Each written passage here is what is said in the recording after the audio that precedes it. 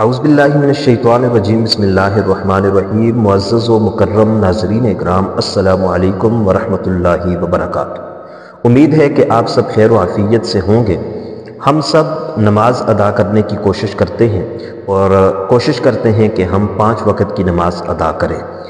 مرد حضرات کے لیے یہ ہے کہ وہ جماعت کے ساتھ نماز ادا کریں اور عورتیں گھر میں وقت پر نماز ادا کرنے کی کوشش کریں۔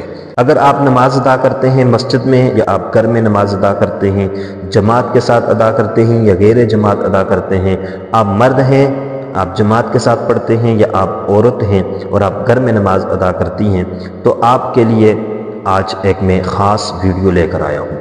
آج کی ویڈیو میں آپ کو یہ بتلانے لگا ہوں کہ اگر آپ ہر فرض نماز کے بعد ایک سورت کو اپنا معمول بنا لیں، جو سورت میں آپ کو بتاؤں گا کہ نماز فجر کے بعد کون سی سورت پڑھنی ہے اور نماز ظہر کے بعد کون سی سورت پڑھنی ہے، نماز عصر، مغرب اور عشاء کے بعد کون سی سورت پڑھنی ہے، اگر آپ ہماری بتلائی ہوئی ان سورتوں کو پڑھنا شروع کریں تو آپ کو ان کا فائدہ بھی بتلاؤں گا کہ اگر آپ ہر فرض نماز کے بعد ایک سورت کا معمول بناتے ہیں اور اس سورت کو معمول کے مطابق پڑھتے ہیں تو اس سے آپ کو کیا فائدہ حاصل ہوگا۔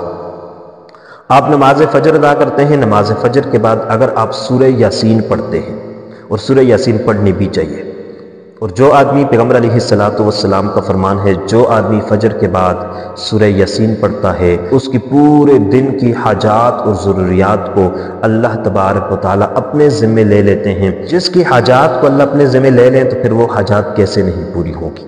ہمارا یہی شکوہ ہوتا ہے، ہماری ضروریات پوری نہیں ہوتی، ہماری حاجات پوری نہیں ہوتی، ہمیں یہ مسئلہ ہے یہ مسئلہ ہے۔ اگر آپ تمام مسائل کا حل چاہتے ہیں، آپ دن کی تمام مشکلات کا حل چاہتے ہیں، آپ یہ چاہتے ہیں کہ آپ کی ہر حاجت ہر ضرورت پوری ہو، تو نماز فجر کے بعد سورہ یاسین کو پڑھنے کا معمول بنائیے، انشاءاللہ العزیز آپ کی تمام تر حاجات اور ضروریات پوری ہوگی۔ آپ نماز ظہر ادا کرتے ہیں تو نماز ظہر کے بعد سورۃ الفتح پڑھنے کا معمول بنائیے۔ یہ سورت 26ویں پارے کے اندر موجود ہے، اور جو آدمی سورۃ الفتح نماز ظہر کے بعد پڑھتا ہے اور اپنا معمول بناتا ہے، پیغمبر علیہ السلام کے فرمان کے مطابق اس وقت تک اسے موت نہیں آئے گی جب تک وہ حج اور عمرہ ادا نہ کر لے۔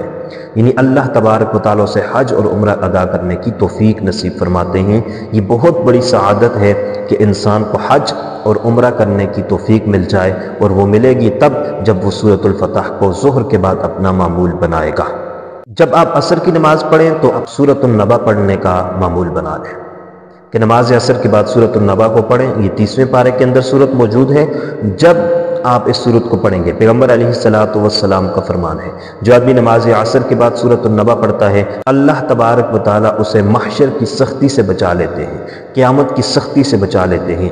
قیامت والے دن محشر کے میدان میں سختی ہوگی، مشکلات اور مصائب ہوں گے، سورج ایک نیزے کے قریب ہوگا، انسان پسینے کے اندر ڈوبا ہوا ہوگا، مشکل حالت میں ہوگا۔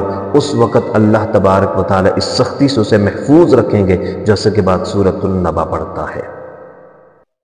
مغرب کی نماز کے بعد سورۃ الواقعہ پڑھنے کا معمول بنائیے، کیونکہ پیغمبر علیہ السلام کا فرمان ہے جو آدمی مغرب کے بعد سورۃ الواقعہ پڑھتا ہے اس کے گھر میں فقر و فاقہ نہیں آتا، تنگ دستی نہیں آتی، رزق کبھی تنگ نہیں ہوتا، اور اللہ تبارک و تعالیٰ غیب سے اس کی روزی کا انتظام فرماتے ہیں۔ اگر آپ چاہتے ہیں غیب سے آپ کو روزی ملے، آپ چاہتے ہیں کہ آپ کے رزق میں فراوانی ہو، آپ چاہتے ہیں کہ آپ کے گھر میں کبھی فقر و فاقہ اور تنگ دستی نہ آئے، تو سورۃ الواقعہ پڑھنے کا اپنا معمول بنائیے۔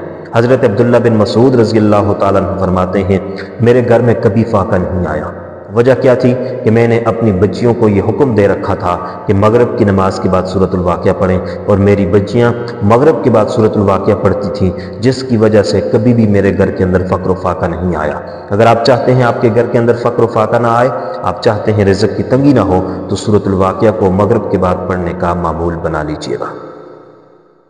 آپ عشاء کی نماز پڑھتے ہیں تو عشاء کی نماز کے بعد سورۃ الملک کو پڑھنے کا معمول بنائیے۔ 29ویں پارے کے اندر سورۃ الملک موجود ہے۔ جو آدمی عشاء کے بعد سورۃ الملک پڑھتا ہے اللہ تبارک و تعالیٰ اسے عذاب قبر سے محفوظ رکھتے ہیں۔ وہ آدمی قبر کے عذاب سے محفوظ رہتا ہے۔ کیوں کہ جو آدمی سورۃ الملک پڑھے گا، یہ سورۃ الملک اس کے لیے شفاعت کرنے والی بن جائے گی، اور قیامت والے دن بھی یہ سورۃ الملک اس کی شفاعت کرے گی اور قبر کے عذاب سے اس کو بچائے گی۔ یہ بہت بڑے فائدے میں نے آپ کے گوش گزار کیے ہیں، اور یہ صورتیں پڑھنے کا کوئی زیادہ وقت نہیں لگتا، کم ٹائم لگتا ہے۔ ہر نماز کے بعد آپ کے 5 سے 10 منٹ اضافی لگ جائیں گے۔